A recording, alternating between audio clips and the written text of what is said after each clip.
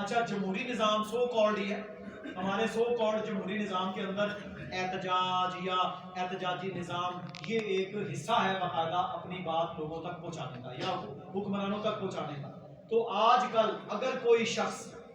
شریعت کی مخالفت نہ کرے، دین کی مخالفت نہ کرے، گالی گلوچ، تکفیر، حکمران کو ماں بہن ایک کرنا، کافر کرا، یہ کام نہ کرے،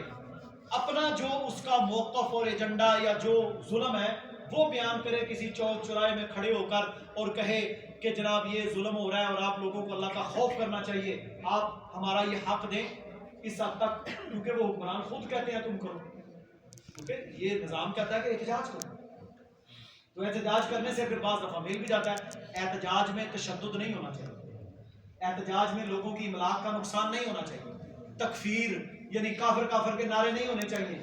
حدود کے مطابق جائیں، جا کر احتجاج کریں، اگر وہ دیتے ہیں آپ کو ٹھیک ہے۔ اب دیکھیں اللہ کے نبی صلی اللہ علیہ وسلم نے کیا فرمایا، صحیح مسلم ہے کتاب الامارہ، عبادہ بن صامت اس کے راوی ہیں رضی اللہ عنہ، فرمایا رسول اللہ صلی اللہ علیہ وسلم نے فرمایا تھا تمہارے حکمران ایسے ہوں گے، چہرے انسانوں کے ہوں گے، دل ان کے شیطان کے ہوں گے، ان کے ہاتھوں میں کوڑے ہوں گے، تم پر ظلم جبر کریں گے، تمہارا مال بھی چھینیں گے، پر تم نے ان کے خلاف بغاوت نہیں کرنی جب تک کہ وہ اعلانیہ کافر نہ ہو جائیں۔ یہ کافر نہ